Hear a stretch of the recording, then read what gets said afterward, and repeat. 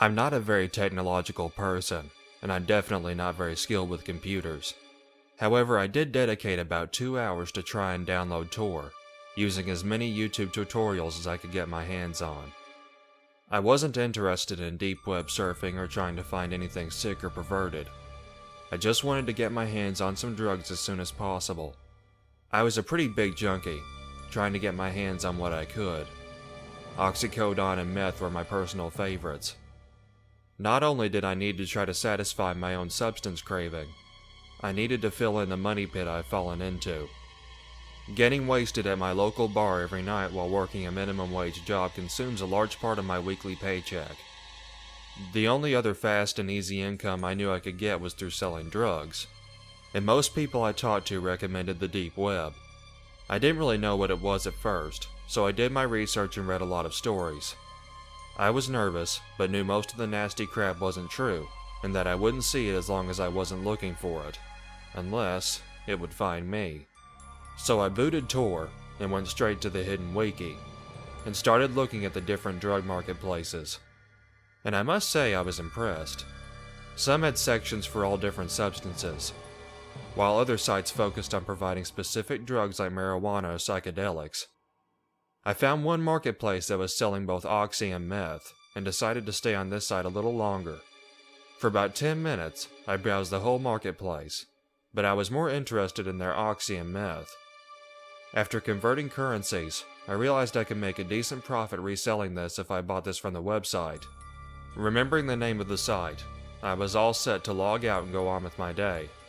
I slid my cursor over the red dot to close the window, when suddenly a new one popped up. It was small and almost blank, except for one line. Are you sure you want to lead just yet, sir? I wouldn't say this was jaw-dropping, but it was definitely a surprise to me. 2 parts of this sentence came off as strange to me, almost like he was standing over my shoulder. How did he know I was male? And how did he know I was about to leave? Nervously, I responded. Sadly, I have to make a few decisions before I buy anything. Well, don't take too long. We like people that come back, Colin. Seeing them type my name was enough to get me to shut down my computer and not turn it back on for another week. My only issue is that I didn't choose to go back voluntarily. About a week following the weird incident, I had just gotten off of work and was pretty happy. Sitting behind a cash register all day made me hate people, and I just wanted to get home and relax. Maybe pop an oxy or two while I'm at it.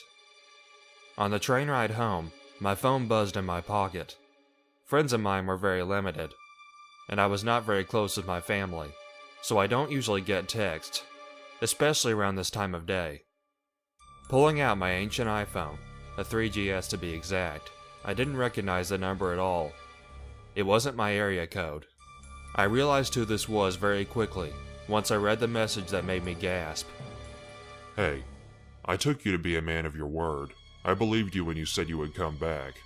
It's been a week and I haven't seen your IP log on to the site. What gives? At the next stop, about 3 before my stop, my phone found a new home on the train tracks after it was violently smashed into a steel handle.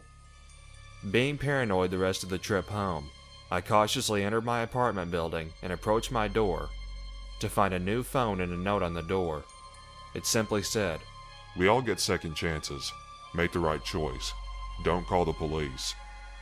Not knowing what to do anymore, I simply complied with the note. Throughout the night, the thought of revisiting the marketplace to end this became all too real. It seemed like there was no other option, really. The person knew who I was, had my information, and doesn't have any difficulty finding me wherever I go. Around 11, I finally turned on my computer and loaded Tor, the first time since this person started talking to me. I went onto the marketplace and bought the 2 substances I was going to in the first place, oxycodone and meth. I figured these guys were good at hiding their crap, but I had it shipped under a fake name to a house about 4 blocks away that I knew was abandoned. It was boarded up, not well kept, and had a no trespassing sign on the front door. Once I figured out how to set up a Bitcoin account and convert currency, I made my payment. I waited a little while longer for this person to say something to me, but they said nothing. I thought I was in the clear. I followed this guy's instructions, bought his products, have a nice day. Seems like a logical business deal, right? Nope. It's been about 2 weeks since I placed my order now. The package got dropped off at the abandoned house in about 2 days. Some of it was sold to cover my butt financially. Some I used myself, because that's what addicts do. But what I fear most of all has happened.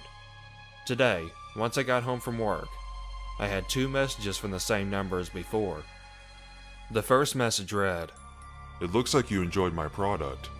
Now you have a reason to come back. I'll be expecting you, so don't keep me waiting. The second message was a collage of pictures. Of me. One of me holding the box the drugs were shipped in. One of me at work, one of me sleeping, and one looked like it came directly from my webcam, like when I was buying his drugs. I'm borderline ready to call the police, but at the same time, I don't want to have some lunatic after me. I think I'll make him wait to test his patience. I'll keep you updated.